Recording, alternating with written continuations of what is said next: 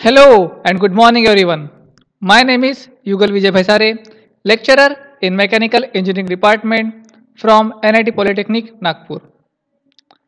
आज हम अपने लेक्चर को आज अपने चैप्टर को शुरू करने जा रहे हैं। चैप्टर का नाम है रेफ्रिजरेशन और आज हमारा पहला टॉपिक रहेगा introduction to refrigeration. So let's start. सबसे पहले देखते हैं हम समरी ऑफ प्रीवियस लेक्चर। हमने पिछले से लेक्चर में क्या देखा था? हमने देखा था प्री रिक्विजिट टू आरएसी, मतलब आरएसी के लिए लगने वाले कुछ इंपॉर्टेंट टर्म्स। लर्निंग आउटकम्स देखते हैं हम लोग। इस लेक्चर को पढ़ने के बाद हमें क्या समझ में आएगा? हमें कुछ डिफरेंट टर्म्स जो कि रेफ्रिजरेशन के लिए यूज होती है वो हम डिफाइन कर पाएंगे। और ये रहे आपके program outcomes. Thermodynamics law related to refrigeration, मतलब कोई एक स्पेसिफिक लॉ होगा जिसके ऊपर हम रेफ्रिजरेशन वर्क करते हैं। तो कौन सा लॉ है वो है क्लॉसियस स्टेटमेंट। ये देखिए क्लॉसियस स्टेटमेंट, ये आपने कहाँ पढ़ा था? थर्मोडायनामिक्स में पढ़ा था। और क्या पढ़ा था? It is impossible to construct a device to transfer heat energy from lower temperature to higher temperature without the aid of external force. मतलब क्या बोल रहा है वो कि आप कोई भी ऐसा डिवाइस नहीं बना सकते जो एक लोअर टेम्परेचर रिजर्वायर से हायर टेम्परेचर में वो हीट को ट्रांसफर कर सके। ठीक है, फिर से एक बार बताता हूं। आपको क्या करना है? लोअर टेम्परेचर, मतलब मान लीजिए अगर किसी का टेम्परेचर 5 डिग्री सेल्सियस है, आप उसको 10 डिग्री सेल्सियस में डायरेक्टली नहीं भेज सकते। ठीक है, उसके लिए आपको उस डिवाइस को कुछ तो भी एक फोर्स देना पड़ेगा। चलिए इसको डायग्राम से देखते हैं। देखिए यहाँ पर एक रिजर्वायर है जिसका टेम्परेचर क्या है? लो है, लो टेम्परेचर रिजर्वायर। और यहाँ पे मैंने एक कोई तो भी डिवाइस लगा दिया जो क्या कर रहा है? हीट को रिस्ट्रैक्ट कर रहा है, एक उसको खींच रहा है और उसको कहाँ फेंक रहा है? हाई टेम्परेचर रिजर्वायर में। लेकिन मैं क्या बोल रहा हूँ कि इसको मैं कोई भी फोर्स नहीं लगाऊंगा, तो ये पॉसिबल नहीं है। पॉसिबल क्या है कि आप लो टेम्परेचर रिजर्वायर से हाई टेम्परेचर रिजर्वायर में आप हीट ट्रांसफर कर सकते हो, लेकिन आपको उसको कुछ तो भी एक्सटर्नल फोर्स, कुछ तो भी वर्क उसको देना पड़ेगा। और ये चीज पॉसिबल है। यही चीज किसने बोला है? Clausius statement. और इसी स्टेटमेंट के आधार पर पूरा का पूरा एक हम जो सब्जेक्ट पढ़ने जा रहे हैं रेफ्रिजरेशन, वो उसके ऊपर डिपेंड करता है। ठीक है, एग्जाम में पूछ सकता है आपको कि कौन सा लॉ रेफ्रिजरेशन के ऊपर डिपेंड करता है, तो कौन सा लॉ है वो? Clausius statement. ठीक है, चलिए आगे बढ़ते हैं। रेफ्रिजरेशन। अब रेफ्रिजरेशन भैया क्या होता है? डेफिनेशन पूछेगा आपको। ये है definition. Refrigeration is the science of producing and maintaining temperatures of a system lower than its surrounding by continuous removal of heat। बहुत बड़ी डेफिनेशन है सर, दिमाग में नहीं बैठ रही। आसान करके देता हूं। क्या बोल रहा है? रेफ्रिजरेशन एक साइंस है जिसमें हमें क्या करना है? प्रोड्यूस करना है और मेंटेन करना है टेम्परेचर को। क्या करना है? प्रोड्यूस करना है और मेंटेन करना है टेम्परेचर को of a system lower than its surrounding, मतलब उसके सराउंडिंग टेम्परेचर से उसको कम में मेंटेन करना है। कैसे करेंगे? By continuous removal of heat. क्या बोलेंगे डेफिनेशन में? हमें प्रोड्यूस करना है, मेंटेन करना है किसको? टेम्परेचर को। कहां तक करना है? Lower than its surrounding by continuous removal of heat. बहुत आसान लैंग्वेज में आपको एक्सप्लेन करता हूं। देखिए ये है आपके वेजिटेबल्स, ये वेजिटेबल्स है आपके, है ना? मुझे क्या करना है? इसको ठंडा करना है। कैसे करूंगा? कुछ तो भी मैं एक डिवाइस लगा देता हूं, कोई भी एक डिवाइस लगा देता हूं। वो डिवाइस क्या करेगा? इसमें से हीट पूरी बाहर निकालेगा। उसका जितना भी उसमें हीट होगा सब का सब वो खींच डालेगा, बाहर निकाल देगा। अब अगर किसी चीज से मैंने उसकी हीट ही निकाल दिया तो वो जो सब्सटेंस रहेगा वो अपने आप ठंडा हो जाएगा, है ना? ये जो चीज़ यहाँ पर दिख रही है, मैं इसकी पूरी की पूरी हीट बाहर निकाल लेता हूँ, तो ये अपने आप ठंडा हो गया। यही तो हमें करना है। Refrigeration is the science of producing and maintaining temperature below the surrounding temperature. Surrounding temperature से कम मेंटेन करना है। कैसे करेंगे? इसका रिमूवल हीट कर देंगे, हीट उसका बाहर निकाल देंगे। आई होप डेफिनेशन सभी को समझ में आई होगी। आगे बढ़ते हैं। Important refrigeration application. सर हम क्यों पढ़ रहे हैं रेफ्रिजरेशन के लिए? क्यों पढ़ रहे हैं हम लोग रेफ्रिजरेशन? तो इसलिए पढ़ रहे हैं। सबसे पहला, आइस मेकिंग, आइस बनाना आना चाहिए। Transportation of food above and below freezing, हमें ट्रांसपोर्टेशन करना पड़ता है फूड को above freezing temperature, below freezing temperature. Industrial air conditioning के लिए करते हैं हम लोग। एक करते हैं कंफर्ट एयर कंडीशनिंग, हमें कंफर्ट लगना चाहिए घर में, उसके लिए एयर कंडीशनिंग के लिए हम रेफ्रिजरेशन पढ़ेंगे। केमिकल्स इंडस्ट्रीज में बहुत ज़्यादा यूज होता है, क्योंकि आपके मेडिसिन वगैरह जो होते हैं उसको अपने को प्रिजर्व करना पड़ता है कोई टेम्परेचर पे, है ना।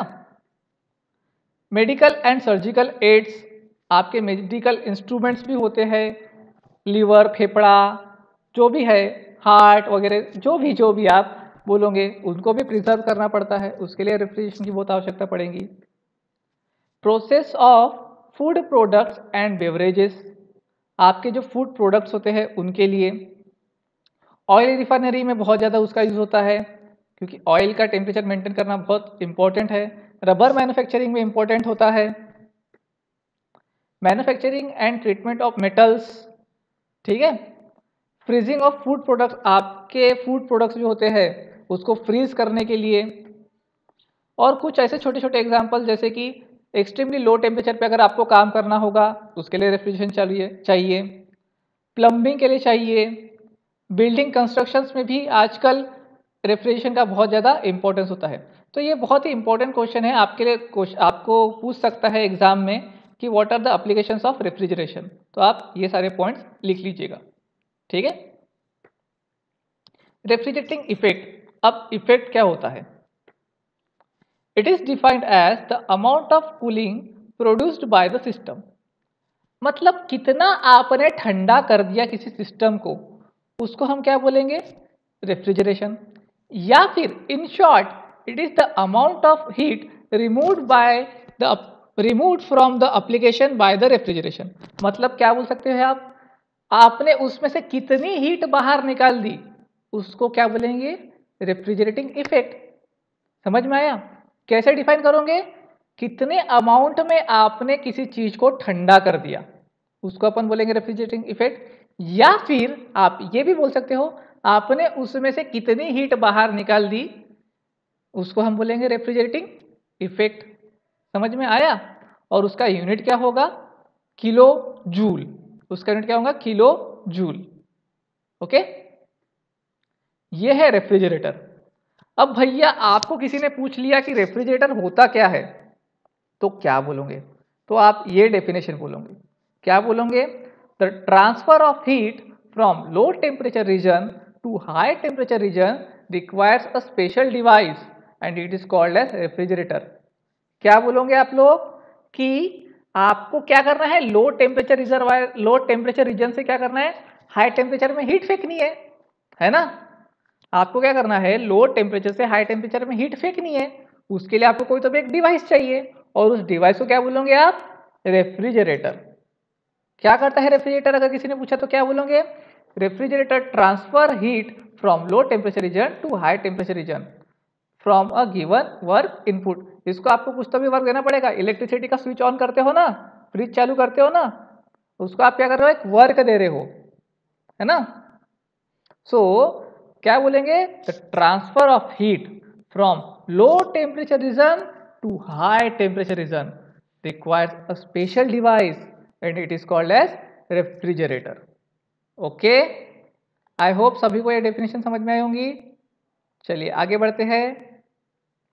कोएफिशिएंट ऑफ परफॉर्मेंस, बहुत बहुत बहुत ज्यादा इंपॉर्टेंट टर्म है ये, कोएफिशिएंट ऑफ परफॉर्मेंस। जितने स्टार लगा सकते हो लगा लो, आपके एग्जाम में आएगा ही आएगा। क्या होता है coefficient of refrigeration performance? The efficiency of refrigerator is expressed in terms of coefficient of performance. जो हमारे रेफ्रिजरेटर की इफिशिएंसी होती है हम किस में मेजर करते हैं? कोएफिशिएंट ऑफ परफॉर्मेंस में। ठीक है, अब इसको हम कैसे डिफाइन करेंगे? COP of refrigerator can be defined as the ratio of desired cooling और heating effect to the work supplied. ये क्या होता है? एक रेशियो होता है। किसका रेशियो होता है? कूलिंग इफेक्ट और तुम्हारे वर्क सप्लाइड का। ठीक है, मान लीजिए अगर आपको कूल करना है तो क्या करेंगे? ऊपर क्या लेंगे? कूलिंग इफेक्ट लेंगे, और जितना भी आपने उसको वर्क दिया वो क्या लेंगे? आप नीचे लेंगे। तो आपको जो भी रेशियो मिलेगा वो आपको क्या रहेगा? COP रहेगा। हम जो इफिशियंसी करते हैं ना, वो हमें इफिशियंसी नहीं बोलना है, हमें यहाँ पे क्या बोलना है? उसको COP, कोएफिशिएंट ऑफ परफॉर्मेंस। ठीक है, आई होप समझ में आया होगा। सो आगे देखते हैं यूनिट ऑफ रेफ्रिजरेशन, यानी आप क्या यूनिट रखना चाहोगे आपके रेफ्रिजरेशन के लिए। तो ये है यूनिट 1 टन ऑफ रेफ्रिजरेशन। क्या होता है ये? एक स्टैंडर्ड यूनिट होता है रेफ्रिजरेशन का। It is a standard unit of refrigeration. क्या है? Ton of refrigeration. आप इसको सिंपली क्या बोल सकते हो? TR बोलेंगे आप लोग। ठीक है, आपको एग्जाम में पूछ सकता है कि 1 TR, तो 1 TR आ गया, मतलब क्या हो गया? ये 1 ton of refrigeration. And it is defined as the amount of refrigeration effect produced by the uniform melting of 1 ton of ice from and at 0 degree Celsius in 24 hours। मतलब क्या हो गया कि आपके पास 1 टन ऑफ आइस है। 1 ton मतलब कितना हो गया? 1000 किलो का आइस है। उसको आप मेल्ट करने के लिए रख रहे हो। क्या कर रहे हो? मेल्ट करने के लिए रख रहे हो। कहाँ से? 0 डिग्री सेल्सियस से। और कितना घंटे के लिए रख रहे हो? 24 आवर्स के लिए रख रहे हो। तो जो भी रेफ्रिजरेशन इफेक्ट प्रोड्यूस होगा, वो क्या रहेगा? आपका 1 टन ऑफ रेफ्रिजरेशन। ठीक है, so what is the definition of unit of refrigeration? It is the amount of refrigerating effect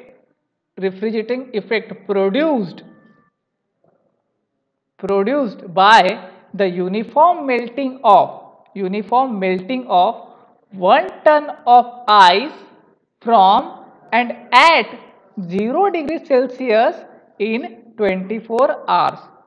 24 घंटों में 1000 किलो की आइस को मेल्ट होने के लिए 0 डिग्री सेल्सियस से जो भी इफेक्ट प्रोड्यूस होगा उसको आप क्या बोलोगे? 1 टन ऑफ रेफ्रिजरेशन। ठीक है, तो देखते हैं। Latent heat of ice is 335 kilo joule पर kg, therefore 1 ton of refrigeration यानी कितना हो जाएगा? मतलब क्या बोला है कि आइस का लैटेंट हीट कितना होता है? 335 किलो जूल पर kg। तो 1 टन ऑफ रेफ्रिजरेशन यानी कितना हो गया? 1 टन मतलब अपने कितना बोल दिए? 1000। तो 1000 इंटू 335, ये क्या हो गया? कितने घंटे के लिए बना रहे हैं अपन? 24 घंटों के लिए। ये हो गया आपका 1 TR। तो अपन इसको 1 टन के लिए निकालेंगे तो कैसे करेंगे? 1000 इंटू 335, 24 घंटे लिए कर रहे हैं तो 24 घंटे इंटू 60 मिनट्स में कन्वर्ट कर दिया अपन ने। इसको डिवाइड करने पे वैल्यू कितनी आएंगी? 232.6 किलो जूल पर मिनट। मतलब 1 टन यानी कितना हो गया? 232.6 किलो जूल पर मिनट। तो एक्चुअल प्रैक्टिस में हम लोग इसको कितना लेते हैं? 210 किलो जूल पर मिनट। इक्विवेलेंट लेते हैं हम इसको कितना? 210 किलो जूल पर मिनट। या फिर अगर आप मिनट्स को यहाँ पर और एक 60 से डिवाइड करोगे तो आपको वैल्यू कितनी मिलेंगी? 3.517 किलोवाट हो जाएगा, वो है कि नहीं?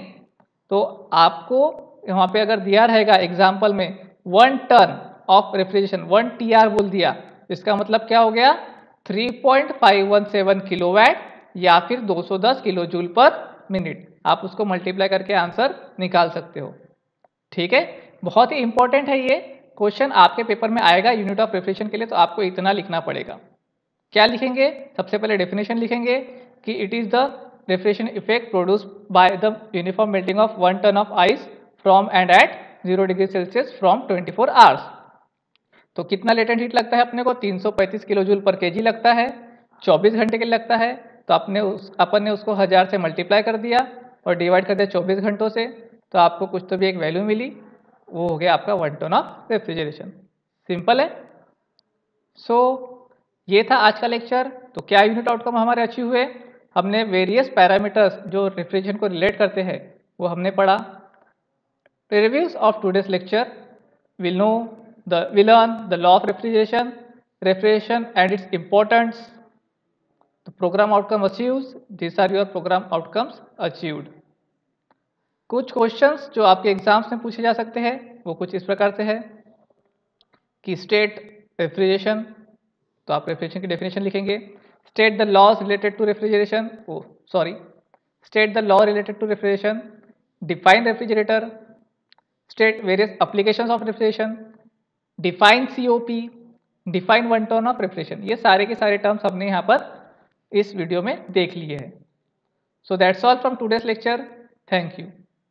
हम नेक्स्ट लेक्चर में क्या देखेंगे? कोएफिशिएंट ऑफ परफॉर्मेंस के बारे में देखेंगे। ठीक है, तब तक के लिए कीप लर्निंग, हैप्पी लर्निंग।